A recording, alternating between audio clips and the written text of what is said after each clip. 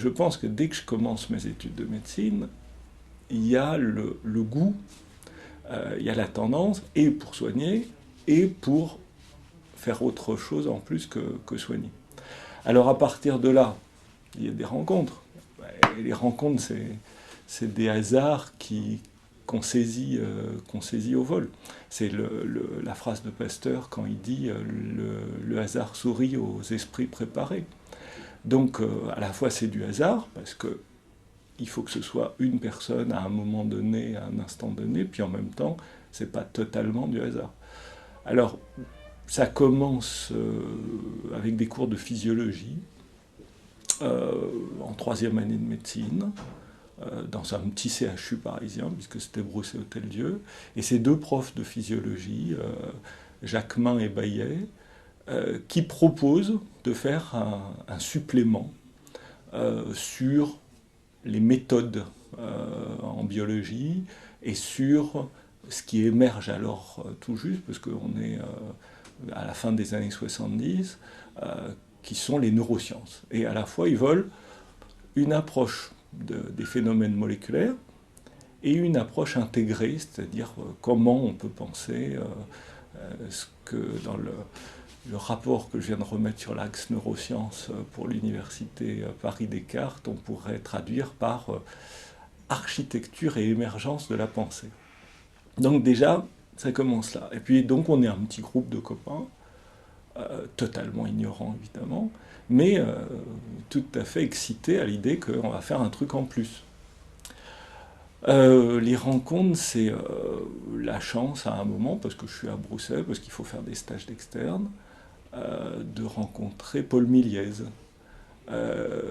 Et tout le service de Paul Méliès, Pierre Corvol, Michel Safar, Joël Ménard, enfin un nombre de personnes extraordinaires. Et surtout le fait que Paul Méliès, quand il va voir un patient, il s'assoit à côté du lit et il commence à parler avec le patient avec une espèce d'humanité, de complicité, à la fois de respect pour le patient et de tendresse, qui fait que les 5 ou 10 personnes qu'il y a autour disparaissent et qu'il peut avoir une conversation et avec nous et avec le patient sans que ça soit le professeur qui parle. Et tout. Et puis, ça, avec Jacquemin et Baillet, c'était l'apparition de la science dans la médecine, enfin l'apparition, la réponse à cette quête de science dans la médecine. Avec Méliès, c'est le fait que, quelle que soit la technique qu'on met en œuvre, la médecine, c'est une relation humaine. Il y a un patient, il y a du sens à faire, il y a un dialogue à avoir. Il était sans aucun doute, enfin lui et son service, le top du top en hypertension à ce moment-là.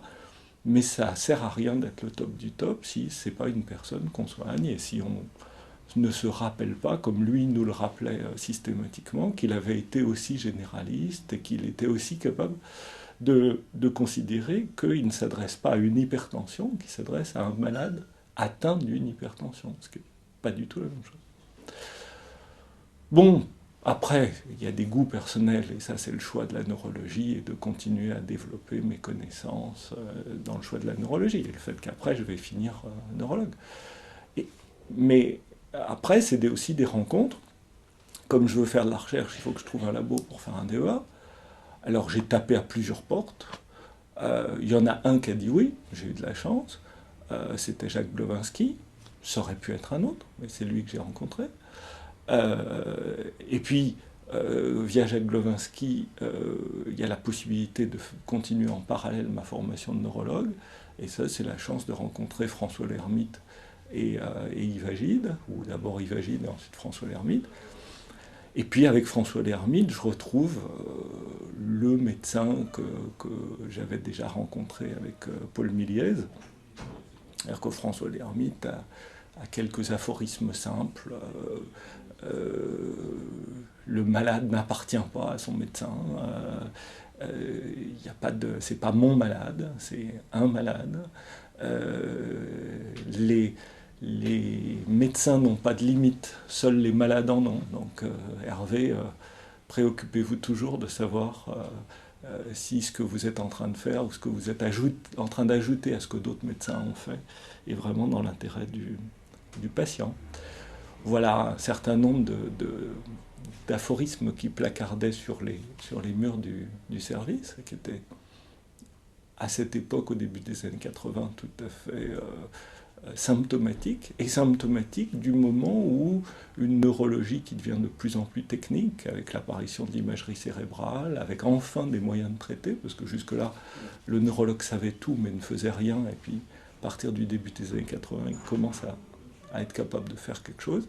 Eh bien, moi je crois que c'est toujours la même chose, mettre du sens dans ce qu'on fait, et dans la médecine et dans une relation donc à un malade, ne pas se contenter d'essayer d'approcher au mieux la maladie, mais toujours se rappeler que c'est le soin de cette maladie chez un malade, donc le soin du malade qui compte, et pas seulement l'approche technique de la pathologie. Alors, est-ce que c'est ma démarche propre? Est-ce que c'est l'héritage dont on parlait tout à l'heure? J'ai toujours considéré que on devait la vérité aux patients, la vérité partielle et provisoire que l'on a, et pas seulement la vérité du diagnostic, c'est-à-dire où on en est, qu'est-ce qu'on fait, pourquoi on le fait. Dans la mesure où ma pratique neurologique a toujours été associée aussi à des recherches. Les neurosciences, c'est à la fois de la science biomédicale et de la science médicale. Donc de ce point de vue-là, l'éthique qui s'y applique est l'éthique générale des sciences et l'éthique générale des sciences de la vie. Et puis, il y a des problèmes particuliers qui émergent parce qu'on s'intéresse au système nerveux. Si je vous disais, on va vous greffer un cerveau, là, vous me diriez, attendez, c'est plus très clair. C'est le cerveau d'un autre dans mon corps à moi, ou c'est mon cerveau à moi dans le corps d'un autre. Et de ce point de vue-là, vous voyez tout de suite que vous dites que moi, c'est mon cerveau. Mon cerveau, c'est moi. Donc, effectivement, les neurosciences font émerger un certain nombre de problèmes. Qu'est-ce que c'est la conscience? Qu'est-ce que c'est la liberté de conscience? Qu'est-ce que c'est que penser? Qu'est-ce que c'est la liberté de penser? Qu'est-ce que c'est l'autonomie d'un individu? Qu'est-ce que c'est l'individuation? Donc, comment s'inscrit l'histoire de chacun dans la sculpture du système nerveux que nous sommes? Et puis, de façon peut-être encore plus importante pour moi dans la pratique quotidienne, enfin tout ce que je viens de dire est très important, mais plus important pour moi encore dans la pratique quotidienne et dans ma vie quotidienne, le fait qu'on comprenne au fur et à mesure de nos connaissanses en neurosciences que notre cerveau n'est pas un arc réflexe comme quand on tape le tendon rotulien et que la jambe se redresse. Le fonctionnement de notre cerveau n'est pas du tout comme ça. On est dans des fonctionnements où on est en parallèle en permanence entre la perception, donc ce qu'on connaît du monde grâce à nos sens, ce qu'on voit, ce qu'on entend, ce qu'on sent, ce qu'on touche, et puis une anticipation de ce qu'on imagine du monde. Et on a découvert aussi que on n'est pas notre cerveau ne fonctionne pas comme une caméra dans laquelle les images du monde viennent s'inscrire sur un écran. La perception se traduit par une activité un peu hallucinée de notre système nerveux, c'est-à-dire l'image classique, c'est quand un singe voit un de ses congénères manger une banane, il a la même activité dans son cerveau que s'il mangeait lui-même la banane. Donc, ce que nous percevons de notre entourage, nous le vivons à l'intérieur de nous-mêmes. Et du coup, ça veut dire qu'on ne peut pas percevoir l'individu humain, mais c'est probablement vrai déjà chez les primates et même chez les mammifères, on ne peut pas percevoir en tout cas l'individu humain hors du monde. On ne peut pas percevoir l'organe, le cerveau, donc la biologie, hors d'un sens social, hors de l'interaction avec l'autre, hors des traces qu'il a accumulées tout au cours de l'histoire du sujet, et hors des interactions de ce sujet avec les autres sujets dont la vie prend sens en lui et pour lesquels sa vie prend sens dans le cerveau de l'autre. Donc pour reprendre ce que des gens comme Lévinas avaient pressenti philosophiquement, nous sommes sculptés et nous sommes activés en permanence par le regard de l'autre.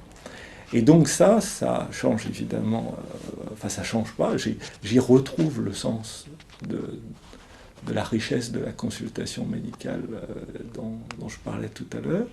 Et puis, ça donne sens aussi à toutes les interactions sociales au quotidien, les bonnes comme les odieuses. Quand on voit quelqu'un d'odieux, il éveille un sentiment d'odieux en nous. Donc il nous rend quand même malades. Mais il nous rend malades pas parce que c'est un sujet extérieur qui nous fait du mal, mais parce que la perception hallucinée que nous en avons nous rend physiquement, intérieurement malades, puisque nous vivons son odieuseté. Donc voilà, ça change pas mal de choses à la façon dont on peut se vivre et dont on peut vivre les rapports avec les autres.